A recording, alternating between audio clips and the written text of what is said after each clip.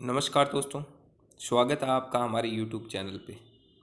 आज अपन second chapter start करेंगे जिसमें अपन पढ़ेंगे ग्लोब में अक्षांश व देशांतर के बारे में। तो चलो अपन स्टार्ट करते हैं। पिछले अध्याय में आप पढ़ चुके हैं कि हमारी पृथ्वी गोलाकार नहीं है। यह उत्तर एवं दक्षिण ध्रुवों पर थोड़ी चपटी तथा मध्य में थोड़ी उभरी हुई है। कि जो अपनी पृथ्वी अपन ने फर्स्ट अध्याय में पढ़ा था कि अपनी पृथ्वी उत्तरी ध्रुव तथा दक्षिणी ध्रुवों से थोड़ी चपटी हुई है। क्या आप कल्पना कर सकते हैं कि यह कैसी दिखती है? इस संबंध में जानकारी प्राप्त करने के लिए आप अपनी कक्षा में सावधानी पूर्वक ग्लोब को देखिए। ग्लोब पृथ्वी का लघु रूप में एक वास्तविक प्रतिरूप है। जो अपना जो ग्लोब है वो पृथ्वी का वास्तविक प्रतिरूप है, मतलब जो छोटे रूप में उसको दिखाया गया पृथ्वी के। अब अपन आगे देखते हैं। ग्लोब विभिन्न आकार एवं प्रकार के हो सकते हैं। बड़े ग्लोब जो आसानी से एक स्थान से दूसरे स्थान नहीं ले जाए जा सकते हैं। पॉकेट में यह रखने योग्य छोटे ग्लोब, गुब्बारे जैसे ग्लोब। ग्लोब कितने प्रकार के हैं? अलग अलग प्रकार के हैं। जैसे कुछ तो बड़े प्रकार के ग्लोब हैं जो एक स्थान से दूसरे स्थान नहीं ले जाया जा सकते, और कुछ पॉकेट में रखने योग्य जो छोटे ग्लोब हैं। कुछ गुब्बारे जैसे ग्लोब हैं जिनमें हवा भरी जा सकती है एवं आसानी से एक स्थान से दूसरे स्थान ले जाया जा सकता है। ग्लोब स्थिर नहीं होते हैं। इसे उसी प्रकार घुमाया जा सकता है जैसे कुम्हार का पहिया लट्टू घुमाता है। ग्लोब पर देशों, महाद्वीपों तथा महासागरों को उनके सही आकार में दिखाया जाता है। पृथ्वी के समान किसी ग्लोब पर किसी बिंदु की स्थिति का वर्णन करना कठिन है। अब प्रश्न यह उठता है कि इस पर किस स्थान की स्थिति कैसे बताई जा सकती है। इसके लिए हमें कुछ बिंदु एवं रेखाओं के संदर्भ की आवश्यकता है। अब आगे देखते हैं। आप देखेंगे कि एक सुई ग्लोब में झुकी हुई अवस्था में स्थित होती है, जिसे अक्षांश कहते हैं। जैसे कि इस ग्लोब में दिखाया गया कि ये टिका हुआ है, जहाँ पे ग्लोब टिका हुआ है वो एक सुई की है, जिसे अपन क्या कहते हैं? अक्ष कहते हैं, जिसे अक्ष कहते हैं। ग्लोब पर वे दो बिंदु जिनसे होकर सुई गुजरती है उत्तर तथा दक्षिण ध्रुव हैं। जो ग्लोब पे ये जो बिंदु है जहाँ से ये दिखाई दे रही है उसे उत्तरी या ध्रुवीय ध्रुव कहते हैं। ग्लोब को इस सुई के चारों ओर पृथ्वी की भांति पश्चिम से पूर्व की ओर घुमाया जा सकता है, लेकिन याद रखें इन दोनों में एक अंतर है। पृथ्वी पर वास्तव में ऐसी कोई सुई नहीं है। पृथ्वी में रियल में कोई सुई नहीं है। अपन ग्लोब को घुमाने के लिए ये दिखाते हैं। यह अपने अक्ष पर चारों ओर घूमती है, जो एक काल्पनिक रेखा है। यह अन्य काल्पनिक रेखा भी ग्लोब को दो बराबर भागों में बांटती है। ये जो काल्पनिक रेखा है वो ग्लोब को दो अन्य बराबर भागों में बांटती है। इसे विषुवत वृत्त कहते हैं। पृथ्वी के ऊपर में स्थित आधे भाग को उत्तरी गोलार्ध तथा दक्षिण वाले आधे भाग को दक्षिणी गोलार्ध कहा जाता है। जो विषुवत रेखा है, जैसे ये विषुवत रेखा दी हुई है, इसमें जो इसका ऊपर वाला भाग उसको उत्तरी गोलार्ध कहेंगे और जो नीचे वाला भाग है उसको दक्षिणी गोलार्ध कहेंगे। ये दोनों बराबर आधे भाग होते हैं। इस प्रकार विषुवत वृत्त पृथ्वी पर एक काल्पनिक वृत्त बनाती है। जो पृथ्वी पर एक जो विषुवत वृत्त है वो क्या बनाती है? काल्पनिक वृत्त बनाती है। एवं यह पृथ्वी पर विभिन्न स्थानों की स्थिति बताने का सबसे महत्वपूर्ण संदर्भ बिंदु है। पृथ्वी पर स्थिति इसी के आधार पर बताई जाती है। विषुवत वृत्त से ध्रुव तक स्थित सभी समांतर वृत्तों को अक्षांश या समांतर रेखाएं कहा जाता है। अक्षांश किसे कहा जाता है? जो विषुवत वृत्त के जो समांतर रेखाएं हैं, जैसे इसमें ये जो समांतर रेखाएं हैं इनको क्या कहते हैं? अक्षांश कहा जाता है। अक्षांशों को अंश में मापा जाता है। किस में मापा जाता है? अंश में। विषुवत वृत्त शून्य अंश अक्षांश को दर्शाती है। चूंकि विषुवत वृत्त से दोनों तरफ ध्रुव के बीच की दूरी पृथ्वी के चारों ओर के वृत्तों का 1/4 है, अतः इसका माप होगा 360 अंश का, यानी 1/4 यानी 90 अंश। इस प्रकार 90 अंश उत्तरी अक्षांश उत्तरी ध्रुव को दर्शाता है तथा 90 अक्षांश दक्षिणी ध्रुव को। अब आगे देखते हैं। आगे देखते हैं। इस प्रकार विषुवत वृत्त के उत्तर की सभी समांतर रेखाओं को उत्तरी अक्षांश कहते हैं। विषुवत वृत्त है ना, जिसके ऊपर के सारे मतलब उत्तर के, उसको अपन उत्तरी अक्षांश कहेंगे तथा विषुवत वृत्त के दक्षिण में स्थित सभी समांतर रेखाओं को दक्षिणी अक्षांश कहा जाता है। इसलिए प्रत्येक अक्षांश के मान के साथ उसकी दिशा यानी उत्तर या दक्षिण को लिखा जाता है। जब उत्तरी या ध्रुवीय दक्षिणा किसको लिखते हैं? क्योंकि ये जो ऊपर की है उसको उत्तर और नीचे की है उसको दक्षिण दिशा में लिखते हैं। उदाहरण के सामान्यतः इसे उत्तर या दक्षिण अक्षर से व्यक्त करते हैं, जो उ और या द से व्यक्त करते हैं। उदाहरण के लिए महाराष्ट्र में चंद्रपुर एवं ब्राजील जो दक्षिणी अमेरिका का भाग है उसमें बेलो हेरिजोंटो दोनों एक ही अक्षांश 20 अक्षांश पर स्थित हैं। जो अपने महाराष्ट्र में चंद्रपुर है और ब्राजील में जो बेलो हेरिजोंटो है वो दोनों 20 अक्षांश पर ही स्थित हैं, दोनों एक ही स्थान पर।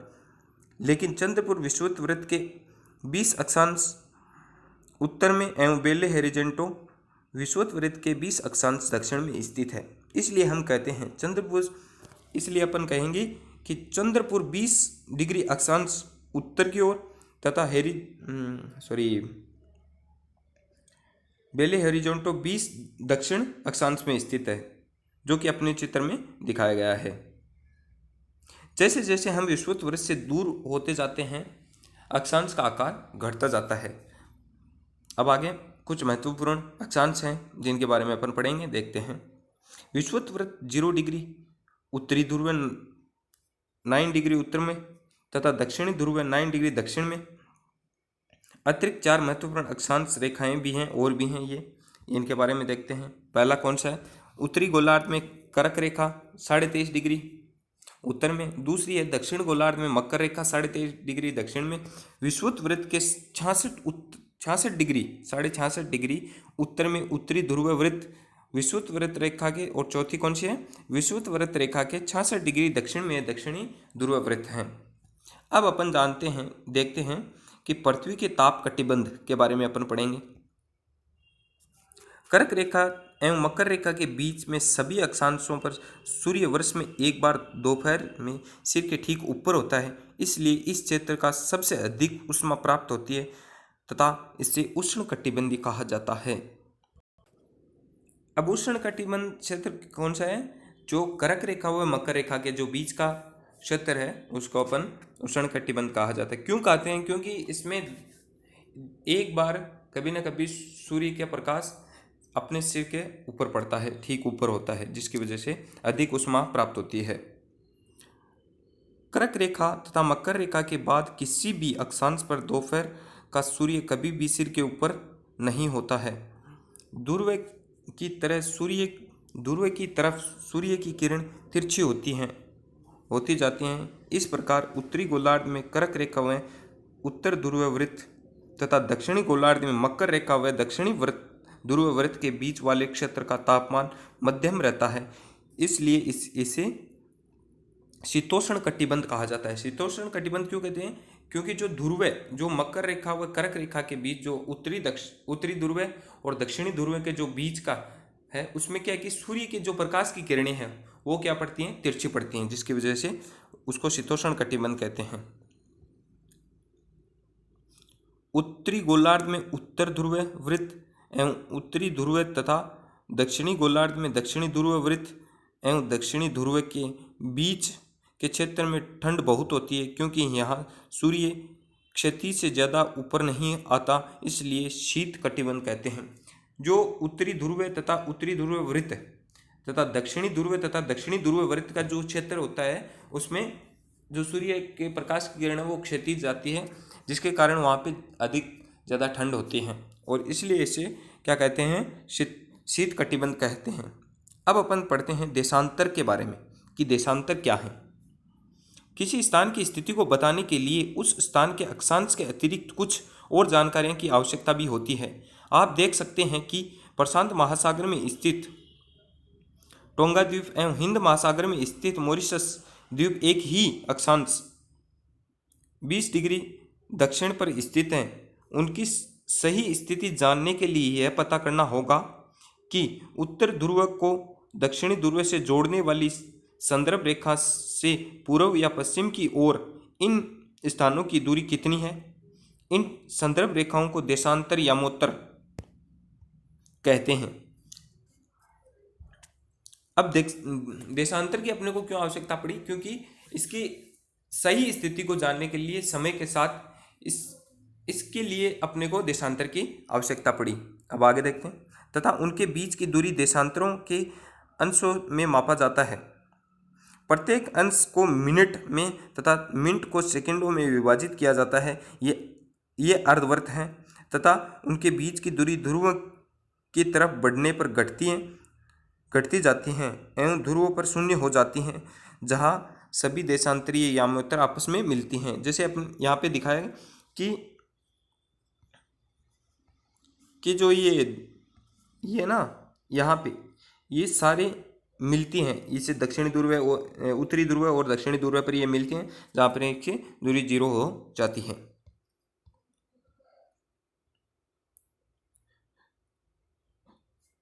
अब आगे देखते हैं। अक्षांश रेखाओं से भिन्न सभी देशांतर यामोत्तर की लंबाई समान होती है।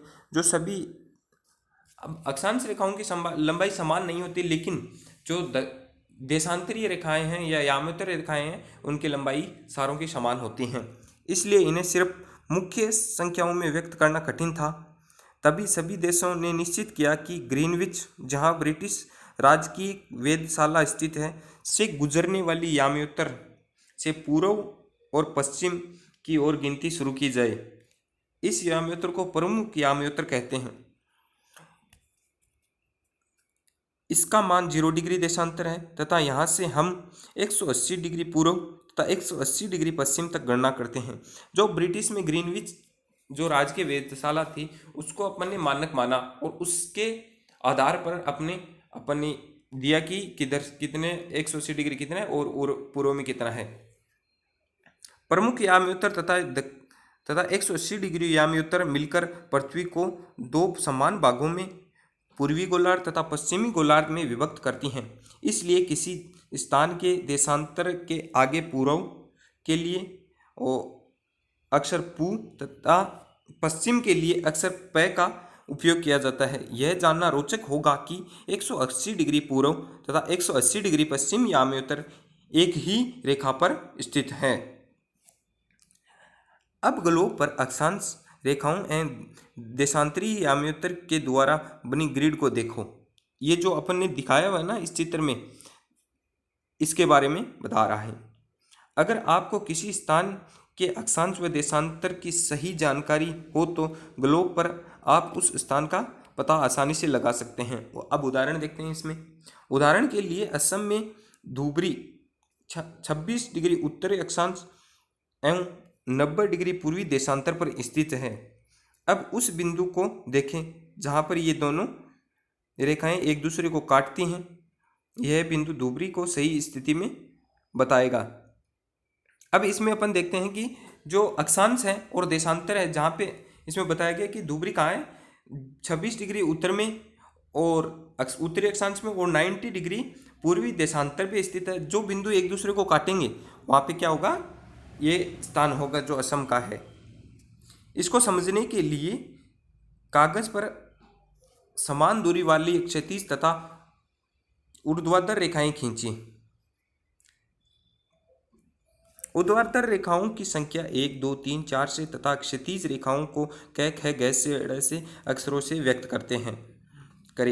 जिन बिंदुओं पर ये ऊर्ध्वाधर व क्षैतिज रेखाएं एक दूसरे को काटती हैं वहाँ कुछ छोटा वृत्त खींचिए।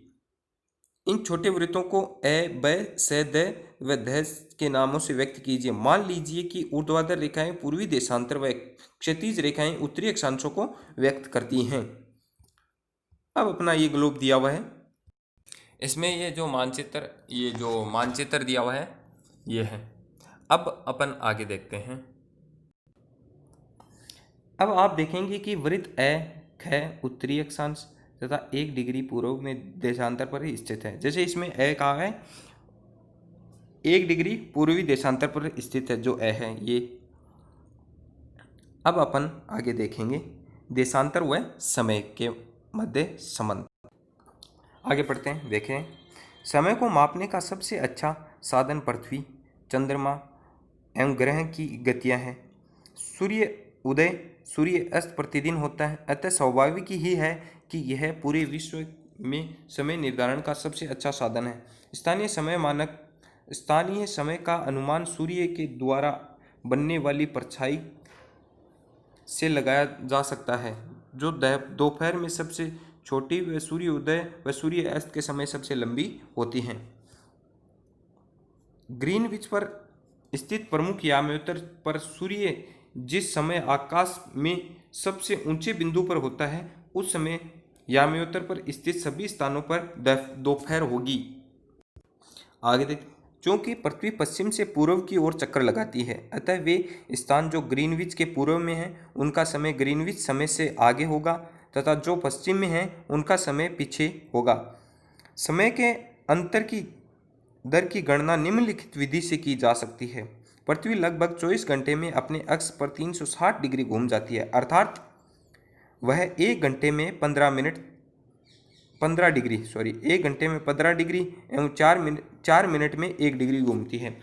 इसमें क्या गणना कैसे करेंगे कि पृथ्वी 24 घंटे में अपने अक्ष पर 360 डिग्री घूमेगी और वो 1 घंटे में कितनी घूमेगी 15 डिग्री और 4 मिनट में कितनी घूमेगी 1 डिग्री। इसी प्रकार जब ग्रीनविच में दोपहर के 12 बजते हैं तब ग्रीनविच से 15 डिग्री पूर्व में समय होगा कि 15 × 4 60 मिनट तथा अर्थात ग्रीनविच के समय से 1 घंटे आगे अर्थात वहाँ दोपहर का 1 बजे होगा।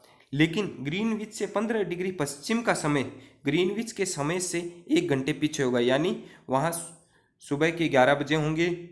इसी प्रकार जब ग्रीनविच पर दोपहर के 12 बजे होंगे उस समय 180 डिग्री पर मध्य रात्रि होगी। किसी भी स्थान पर जब सूर्य आकाश के अपने उच्चतम बिंदु पर होता है दोपहर में, उसी समय घड़ी में दिन के 12 बजते हैं। इसी प्रकार घड़ी के द्वारा दिखाया गया समय उस स्थान का स्थानीय समय होगा। आप देख सकते हैं कि दिए गए देशांतरी याम्योत्तर पर सभी स्थानों का स्थानीय समय समान है। अब आगे देखते हैं हम मानक समय क्यों मानते हैं। अलग अलग याम्योत्तर पर स्थित स्थानों के स्थानीय समय में अंतर होता है। उदाहरण के लिए बहुत से देशांतरों से होकर गुजरने वाली रेलगाड़ियों के लिए समय सारणी तैयार करना कठिन होगा। भारत में गुजरात के द्वारक तथा असम के डिब्रूगढ़ के स्थानीय समय को लगभग 1 घंटा 45 मिनट का अंतर होगा। इसलिए यह आवश्यक है कि देश के मध्य भाग से होकर गुजरने वाली किसी याम्योत्तर के स्थानीय समय को देश का मानक समय माना जाए। इस याम्योत्तर रेखा के स्थानीय समय को पूरा देश का मानक समय माना जाता है। भारत में मानक समय कौन सा है? 82.5 डिग्री को मानक याम्योत्तर माना जाता है। इस याम्योत्तर के स्थानीय समय को पूरे देश में मानक समय माना जाता है। इससे भारतीय मानक समय का नाम से जाना जाता है। कबीर भोपाल के निकट एक छोटे से नगर में रहता है। वहाँ अपने मित्र आलोक से कहता है कि वे लोग आज रात्रि में नहीं सो पाएंगे। भारत व इंग्लैंड के बीच एक क्रिकेट मैच लंदन में 2 बजे अपराह्न में शुरू होगा, अर्थात भारत के समय अनुसार मैच शाम के 7:30 बजे शुरू होगा तथा देर रात्रि को समाप्त होगा। क्या आप जानते हैं कि भारत एवं इंग्लैंड के बीच के समय कितना अंतर है? भारत ग्रीनविच के पूर्व में 82 डिग्री में स्थित है तथा यहाँ समय ग्रीनविच के समय से 5.5 घंटा आगे है। इसलिए जब लंदन में दोपहर के 2 बजे होंगे तो भारत में समय के साथ 7:30 बजे होंगे। कुछ देशों का देशांतरी विस्तार अधिक होता है जिसके कारण वहाँ एक से अधिक मानक समय अपनाए जाते हैं। उदाहरण के लिए रूस में 11 मानक समयों को अपनाया गया है। पृथ्वी को एक घंटे वाले 24 समय क्षेत्रों में बांटा गया है। इस प्रकार प्रत्येक समय को 15 डिग्री देशांतर तक के क्षेत्रों को घेरता है। अब अपन इसके कुछ अभ्यास प्रश्न अपन नेक्स्ट क्लास में देखेंगे। चलो दोस्तों, जय हिंद, जय भारत।